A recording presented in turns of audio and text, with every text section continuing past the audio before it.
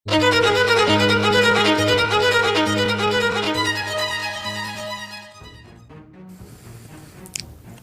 seorang gadis yang baru saja memasuki sebuah kota. Gadis ini sepertinya adalah orang atau murid dari si First Appearance yang sebelumnya dilecehkan sama si First Appearance yang disuruh mencari kakak seperguruannya yang sudah dihabisin sama Wong Song ya di misi sebelumnya. Yang kakak seperguruannya itu menjadi bandit dan diajari oleh dan mengajari para bandit-bandit yang lain untuk bela diri. Ya, gadis ini sementara kita panggil saja gadis. Jadi yang ini ya namanya tempat bernama Lopnur, ucap gadis ini berkata. Sepertinya akan memakan banyak waktu untuk mencarinya. Master juga tidak banyak membantu. Bagaimana mungkin aku bisa menemukannya tanpa petunjuk sama sekali, ucap gadis ini. Bisa saja Master sendiri tidak tahu menahu tentang keberadaannya. Dia membuka sesuatu yang sebuah kertas. Dalam hatinya dia berkata, bukannya aku bangga atau bagaimana, tapi gambarku ini benar-benar luar biasa. Apa aku bisa menemukannya dengan sketsa gambar ini ya? Baiklah kalau begitu, sebelum bertanya ke orang-orang, lebih baik aku makan dulu. Permisi, ya silakan nikmati makanannya. Mereka pun datang. Selamat datang, ucap para pelayan di sana.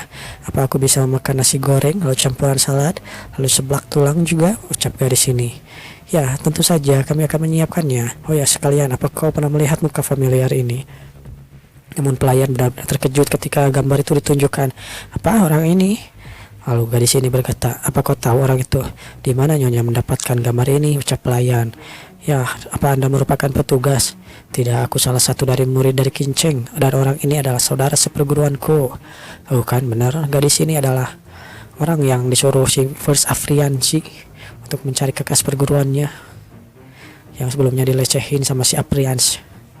Lanjut, pelayan itu panik, dia berkata, jadi yang Anda maksud orang ini merupakan prajurit dari Kinceng, tapi dia adalah ketua dari Sandstorm of Death. Dia adalah seekor bandit. Apa itu? Kelompok tersebut merupakan kerumunan bandit sekitar wilayah ini. Walaupun belakangan ini kabar mereka tidak terdengar lagi, tapi beberapa tahun lalu mereka selalu berbuat onar, ucap pelayan. Salah satu dari Trisor Kinceng adalah ketua dari bandit. Tidak mungkin, pasti ada kesalahpahaman di sini, ucap gadis ini. Saya ingat betul, ucap pelayannya, orang ini pernah menjarah kampung saya. Saya yakin orang ini benar ketua dari Sandstorm of Death. Apa kau serius? Ya, tentu saja. Orang-orang di sini juga pasti langsung mengenali sketsa yang Anda pegang itu.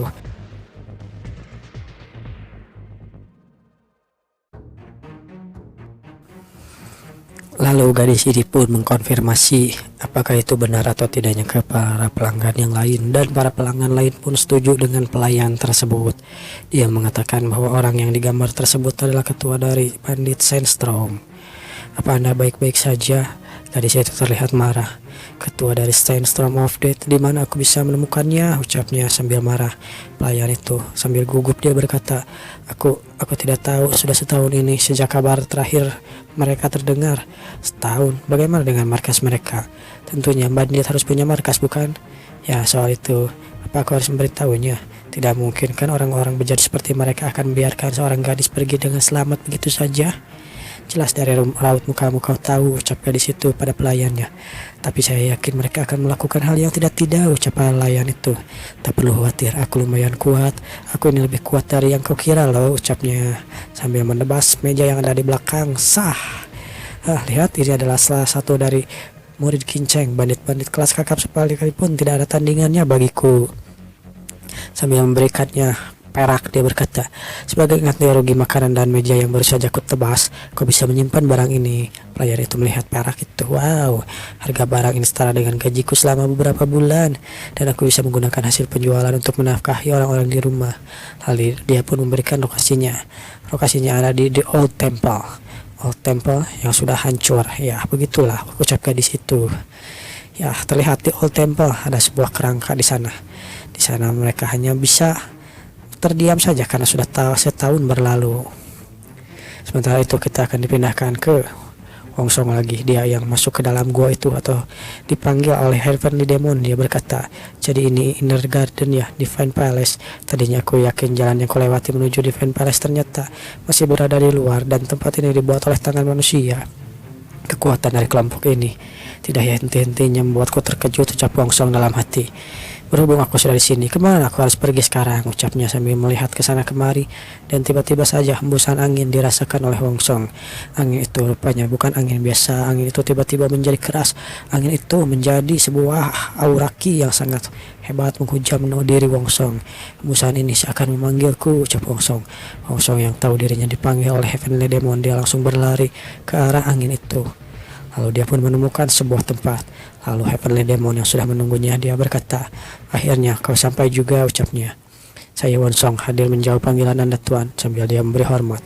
Ya, orang ini nampak berbeda dari agak kecil dibandingkan saat dia berada di atas tahtanya. Tingginya terasa kurang beberapa sentimeter dariku. Sambil melihatnya, Wong Song dan Heavenly Demon juga melihat kembali ke arah Wong Song. Dia berkata, "Ya, senang bertemu denganmu adik kecil. Banyak yang ku bilang dapat melihat jati diri seorang yang sesungguhnya hanya dari matanya. Kalau begitu, apa maksudnya dari tatapan orang ini?" ucap Wong Song. "Apa mungkin dia percaya pada dirinya sendiri dan akan mampu menekan seorang hanya dari tatapan saja?" Wong Song yang di sana berpikir begitu. Dia tiba-tiba saja mendengar Heavenly Demon berkata, "Aku bisa merasakannya. Kekuatan kami bagaikan langit dan bumi." Lalu Heavenly Demon berkata, "Kemarilah." "Ya, baiklah. Tidak perlu seformal itu. Aku bisa tahu dari matamu kalau kau orangnya bukan seperti ini. Kemarilah dan aku temani aku minum," ucap Heavenly Demon. "Apa yang sebenarnya lihat dia dariku? Apa dia menemukan jati diriku yang sebenarnya?" Lalu Wong melihat gelas berjauhan.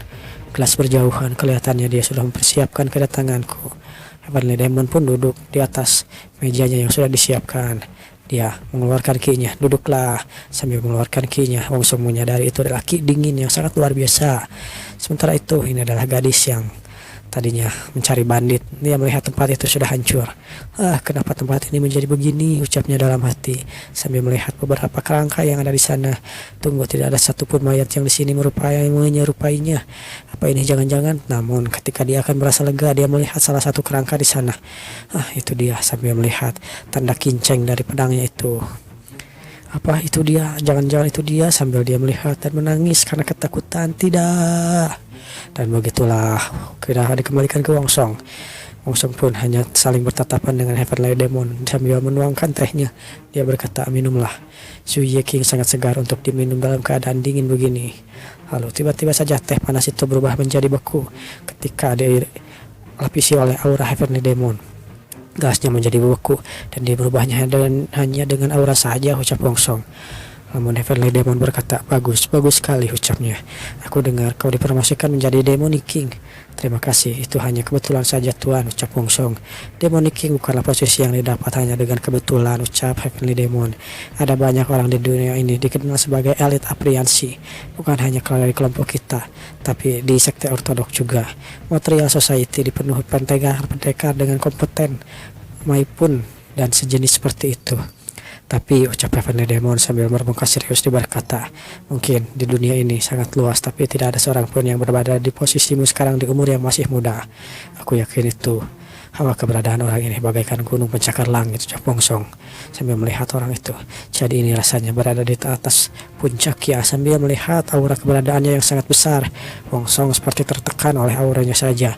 Bagian yang mengesankan adalah hawa keberadaannya saja, bukan dari kemampuan sekalipun, master sekalipun, bahkan tidak ada apa-apanya dibandingkan dengan orang ini. Sambil mengingat master tombak yang dulu dia miliki. Posisi sebagai yang terkuat di dunia bukan omongan belaka. Berapa banyak kekuatan dan ilmu bela diri yang mesti dikuasai untuk menjadi orang seperti dia, ucap Wong Song dalam hati. Bukan cuma dari kekuatan, hal ini juga menandakan kalau Chun Wei merupakan orang yang cakap. Lalu, dia sangat berbeda dari orang-orang yang sudah ketemui dalam Heavenly Demon. Tidak pernah terbesit dalam pikiranku kalau orang ini sangat dermawan. Atau bisa saja kedua kepribadian itu benar-benar dirinya yang asli. Lalu Heavenly Demon berkata, "Langsung saja kalau begitu. Bagaimana kalau kau angkat sebagai the Fist Leader of the Cult Heavenly Demon, atau wakil pemimpin dari Heavenly Demon?" Dia berkata begitu. Ting, keadaan pun hening begitu saja. Wong Song masih memproses apa yang baru saja Anda katakan, ucap Wong Song. Di sana Heavenly Demon meminum tehnya, lalu menyimpannya kembali di meja. Dia berkata, "Posisi The Fist Leader merupakan posisi yang akan diberikan oleh orang yang benar-benar memiliki kapasitas, dan itu selalu kusampaikan pada setiap orang dalam kelompok. Dan dari setiap anggota kelompok yang nantinya akan menjadi generasi selanjutnya, kaulah satu-satunya yang terbaik dari generasi ini." Targetku memang dari awal menjadi wakil ketua, tapi tak kukira akan semudah ini mencapainya, ucap Wong Song. Aneh rasanya kalau bilang begini, ucapnya sambil turun dari singgasananya menuju ke arah kolam. Dia berjalan di atas jembatan dan sambil mengobrol dia melihat bulan dari bayangan air. Apa kau tahu kenapa orang-orang memanggilku The Moon Cliffing Heavenly Demon? Ucapnya sambil berkata pada Wong Song. Wong Song berkata, auranya berbeda lagi. Dari orang yang murah senyum sekarang menjadi orang yang haus darah dan dingin begini. Orang ini sepertinya memiliki kepribadian ganda atau bagaimana sih? Ucap Wong Song dalam hatinya. Lalu Wong Song menjawab, sepengetahuan saya, Tuhan diberi julukan tersebut karena Anda dapat membelah refleksi bulan dalam segelas air dan anggur. Benar kan? Ya, itu kurasa hanya gurauan saja. Namun di sana banyak orang yang bilang kalau hal seperti itu tidak mungkin terjadi. Walaupun sekedar refleksi, tapi apa bisa manusia fana membelah bulan? Namun Heavenly Demon langsung menunjukkan kekuatannya. Serah, tapi tidak ada yang tidak mungkin di dunia ini. Ketidakmungkinan pun akan menjadi mungkin jika kau benar-benar meyakininya, ucap Heavenly Demon. Dan begitulah bayangan bulan pun yang asalnya bulat tiba-tiba saja menjadi terbelah begini. Entah teknik apa yang digunakan.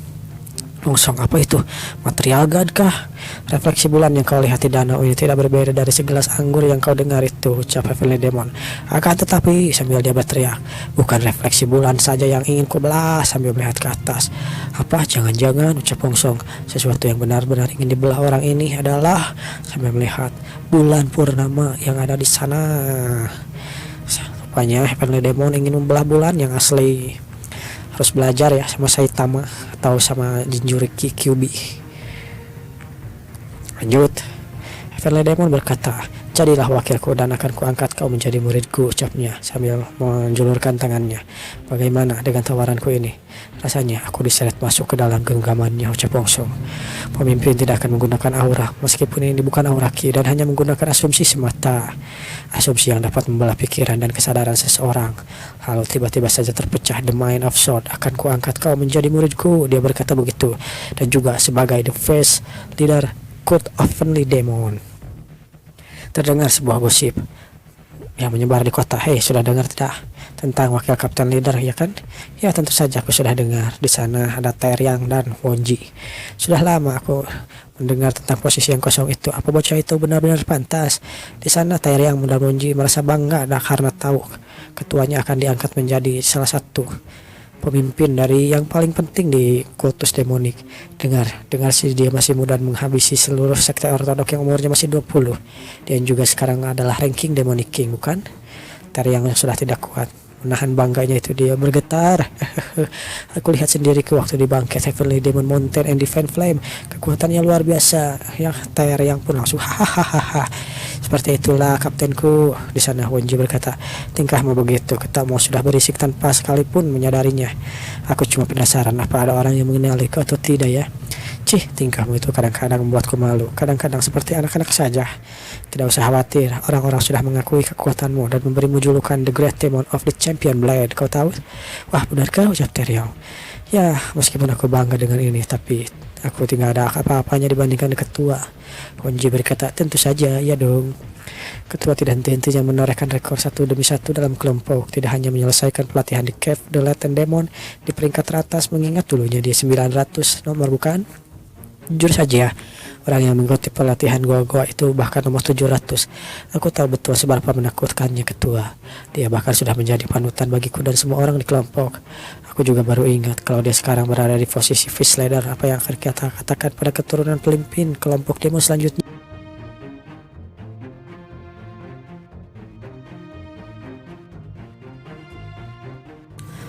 Di sana Wonji yang mendengar tentang hal itu, dia mengintip dan mendengarkan orang-orang yang bergosip. Orang-orang yang sedang bergosip yang benar saja, tanpa kau tanya pun semua orang tahu jawabannya. Kau tahu kan kalau pemimpin mempunyai anak perempuan? Ya, tentu saja aku yakin mereka akan ingin nikahkan agar keturunan Chun terus berlanjut. Dan aku juga sangat yakin anak-anak mereka nanti akan sangat kuat. Ya, itu masuk akal, mereka dapat melanjutkan keturunan keluarga Chun dari gadis anak pemimpin. Di sana Wonji merasa, ya bagaimana ini? Dia merasa patah hati. Hanya sedikit yang tahu anak gadis dari pemimpin pemimpin Heavenly Demon. Namun orang-orang hanya tahu dia sekarang sudah berusia 20 tahunan. Karena dia keturunan keluarga Chun, dia pasti benar-benar kuat. Semua tentang dirinya tiba-tiba disembunyikan sejak beranjak 10 tahun. Keberadaannya pun dirahasiakan.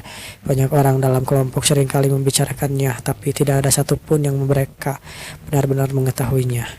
Di sana seseorang masuk ke dalam tempat. Permisi. Buah, kenapa kau begitu buru-buru? Aku tidak mau minum sama kami. Tidak, terima kasih, ucap Buah.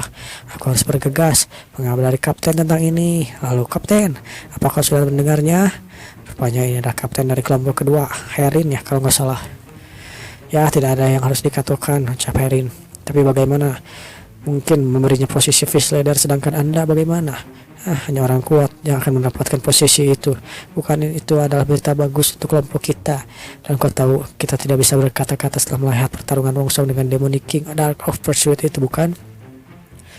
Aku bahkan merasa lega kalau dia yang dipilih. Sekilas aku melihat diriku sendiri yang juga merupakan kapten White Up Unit, salah satu dari 12 Sporting Unit. Toh aku pikir aku juga patut diperhitungkan. Wongsong ya, aku yakin masing-masing dari kami hanya perlu mengerahkan seluruh kemampuan kami.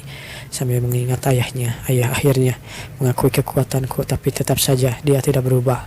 Walaupun dia bilang begitu, tetap saja kapten belum menyadari hal itu. Fakta kalau kapten sekarang memanggil kapten The Carried Dragon Unit dengan namanya langsung. Bagaimana kabar tentang pernikahan Anda dengan dia? Apakah sudah dengar? Ngomong apa lu? Ucap Wongsong. Ucap Herin maksudnya. Anda belum dengar ya? Banyak yang bilang kalau Anda akan menikahi The Vice Leader untuk melanjutkan keturunan. Menikah? Apa maksudmu? Dia langsung entah senang atau kaget. Senang, pura-pura kaget lah. Sambil memikirkan itu di kamarnya, dia berkata, tempat ini sangat nyaman. Aku juga menenangkan diri sejenak di sini, tapi menikah. Aku akui Wongsong memang lebih hebat dariku, tapi soal pernikahan aku tidak memikirkannya. Dalam lubuk hatiku yang paling dalam, hal itu sudah aku ketahui sejak awal. Cara agar memenuhi ekspektasi ayah dan melanjutkan keturunan dari keluarga Chun hanya dengan aku menjadi pemimpin selanjutnya atau menikahi pemimpin selanjutnya. Mungkin aku tidak punya waktu untuk memikirkan hal seperti ini sebelumnya, tapi karena yang kita bicarakan itu adalah Wongsong sebagai rivalku. Menikah ya, aku sama sekali tidak tahu dengan apa yang seperti itu. Pura-pura menyesal, padahal mah atoh goblok sialah. So jual mahal. Kita akan dipindahkan ke si kakek ini, si kakek telunjuk yang mengetuk-ngetuk meja dengan satu jari sampai bolong. Situasi sekarang tidak sesuai dengan apa yang kuharapkan. Hanya aku yang memerintahkan untuk memberi kejutan untuk anak itu, tapi akhirnya tidak berjalan sesuai cerita. Kukira anak itu hanya anak kucing belaka, tapi makin kesini dia tumbuh dengan gesit tanpa kusadari. Dia sudah diakui oleh patua itu. Menyebalkan, ku yakin anak itu pasti akan menghambat rencanaku nantinya, ucapnya. Dia diangkat menjadi young leader, berarti jika patua itu meninggal sesuai yang direncanakan, ada satu orang yang akan menjadi kandidat besar untuk menggantikan posisinya. Tinggal menunggu waktu saja hingga nyawanya terenggut. Tidak peduli seberapa kuatnya dia. Sambil mengingat-ingat hal itu, racun itu tidak akan bisa disembunyikan. Lagian racun tersebut sangat langka dan sangat sulit untuk ditemukan. Yang lebih penting, setelah dia turun tahta, maka akan terjadi perselisihan. Kelompok ini akan menjadi terbagi dua, fraksi antara The Vice Leader dan Young Leader sekalipun. Paling tidak separat itu, ucapnya dalam hati. Hanya mempunyai setahun penuh hingga racunnya benar-benar merenggut nyawanya. Logikanya waktu singkat itu tidak akan cukup bagi Young Leader untuk membentuk fraksinya. Tapi sambil dia merobek kertas itu dan membelah kursi yang di belakangnya, mau sekecil apapun fraksinya itu nantinya akan menghambat rencanaku. Chomunbek. Namun dia berkata sambil menyebarkan kertas itu, tidak akan kubiarkan hal itu terjadi. Akan kubakar bagian dari mereka setiap incinya. Jika saja, ucapnya, aku tidak bisa mendapatkan kepercayaan dari Young Leader, aku hanya butuh membunuhnya saja. Atau skenario terburuknya aku sendiri yang akan menghabisinya. Lalu kita pun dipindahkan ke Kultus Heavenly Demon lagi. Terlihat sepertinya akan ada rapat. Lalu orang-orang berkata, aku dengar masa depan kelompok akan ditentukan dengan pertemuan hari ini. Kukira ya semua yang akan dibahas sudah jelas, bukan? Tahulah tentang Kapten Carried Dragon Unit yang terkenal itu. Ya sayang sekali aku tidak melihat aksinya di perayaan sebelumnya. Aku disibukkan dengan misiku. Aku penasaran bagaimana dia berkata begitu. Dia adalah Byok Jong. Dia berkata seperti itu, Master Demonic Wingu. Anak itu merupakan pendekar yang luar biasa di umurnya yang masih muda. Dia salah satu dari beberapa generasi muda yang mendapatkan perhatian dari pemimpin. Aku yakin anak itu adalah sesuatu yang lebih luar biasa lagi, bukan? Seseorang berkata begitu sambil menghampirinya. Oh, ahli strategi. Rupanya dia adalah si ajudan. Sudah lama tidak bertemu. Bagaimana kalau Anda memberitahuku tentang yang master itu? Ya, dengan senang hati dia berkata begitu. Apa ada lagi yang ingin kau tahu tentang anak ini? Terima kasih, rasanya sudah cukup. Kelihatannya pemimpin memilih anak muda cocok untuk posisi yang leader. Senang mendengar pendapatmu. Namun di sana dia berkata, cih, soal splitting flame king Jamon Beck ya. Bagaimana dengan pendapat Anda sendiri, first leader? Lalu dia berkata begitu. Tentang yang leader terbaru ya, aku sudah dengar tentang beberapa rumornya, tetapi menurutku pribadi bagaimana ya, dengan umurku yang sudah tidak muda lagi, sangat susah untuk menilai hal-hal seperti itu. Aku yakin pemimpin memilih seorang yang benar-benar layak untuk posisi itu. Terdengar oleh si ajudan, cih, kakek licik ini, ucapnya dalam hati. Dia sangat licik dan sulit ditebak. Belum lagi dia pernah meninggalkan jejaknya sekalipun saat merencanakan sesuatu. Aku harus mewaspadai orang seperti dia. Kakek tua ini merupakan tipe orang yang memiliki maksud tertentu dari senyumannya. Memperlihatkan itu jika ada celah saja, maka dia pasti akan mengambilnya. Aku yakin orang ini memiliki peran atas keruhnya di situasi dalam kelompok. Aku sangat yakin, bahkan instingku berkata begitu. Tapi bertindak tanpa bukti sangat berbahaya. Dia salah satu dari 10 demonic master sepertiku, juga merupakan the first leader of the cult. Jangan gegabah bertindak tanpa adanya bukti. Sambil menahan kesabarannya, tiba-tiba saja pintu terbuka. Hormat kami pada kelompok pemimpin. Ya, hormat kami pada ketua. Heavenly Demon sudah tiba di sana.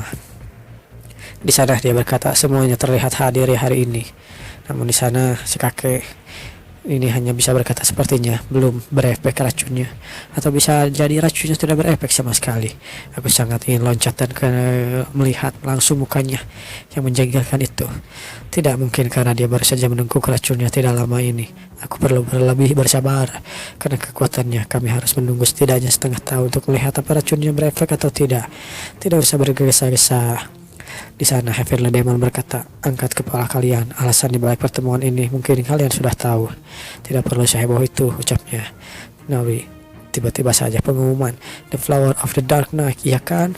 Lalu tiba-tiba saja pintu pun dibukakan untuk seseorang. Saat pintu terbuka, terlihat wajah ganteng yang sudah sampai di sana. Dia menutup matanya, lalu membuka dan melihat keadaan di sana. Dia masuk dengan baju yang sudah rapi. Dia di sana maju tanpa gentar menghadap The Heavenly Demon itu sendiri. Lalu dia berlutut, Wongsong, hadir di hadapan Anda Tuhan, ucapnya. Kita akan dipindahkan ke 2 hari sebelumnya ketika dia ditawari tentang posisi itu. Situasinya benar-benar dilugaan, tapi posisi tersebut memang awalnya sudah kutargetkan menjadi Young Leader the Cult itu sendiri. Aku membutuhkan kekuatan Heavenly Demon dan aku perlu mewarisi posisi pemimpin ke depannya hingga persiapan sudah siap. Tapi aku adalah murid dari sekte tombak. Bagaimana jadinya kalau aku beralih murid menjadi Heavenly Demon? Dia galau. Apa yang akan terjadi kalau nantinya aku mempelajari Divine Art of Heavenly Demon? Tidak, bukan itu yang jadi masalah. Hal tersebut sama saja dengan seni bela diri yang sampai saat ini aku pelajari akan hilang. Aku hanya perlu menggabungkan Divine Art, Heavenly Demon, dan The Art sekte tombak. Tentu tidak akan mudah, tapi lambat laun aku pasti bisa menggabungkannya. Sambil mengingat tentang masternya, Master, apa Anda mengerti kondisiku? Sekarang kalau akhirnya aku beralih ke master yang lain, bagaimana? Dia terus memikirkan hal itu. Dalam lamunannya akhirnya dia membayangkan tentang sosok masternya yang begitu baik. Namun dalam sesi berikutnya menjadi mayat begitu saja sambil meminta maaf di saat-saat terakhirnya. Maafkan aku akan menjadi the young leader kelompok Heavenly Demon, Master, ucap Wongsong. Dengan penuh tekad dia berkata, aku tidak peduli dengan pendapat Anda soal itu. Yang jelas aku akan membalaskan kematian Anda bagaimanapun caranya, ucap Wongsong yang sudah bertekad bulat dengan hal itu. Master, yang ku tahu, nyawa harus dibayar dengan nyawa, ucapnya dalam hati. Master tak akan pernah menginginkanku untuk mengambil jalan yang penuh dengan dendam ini, karena beliau merupakan orang yang baik dan tulus. Tak pernah terbesit di pikiranku untuk menjadi seorang sepertinya, ucap Wongsong. Para munafik-munafik ortodok itu. Peduli setan kalau nanti tanganku akan berlumuran darah. Selamanya yang akan jelas dendam ini tak selama dendam ini terbalaskan. Oleh karena itu, itulah yang akan menjadi pilihanku, ucap Mungsong. Aku akan menjadi murid Heavenly Demon.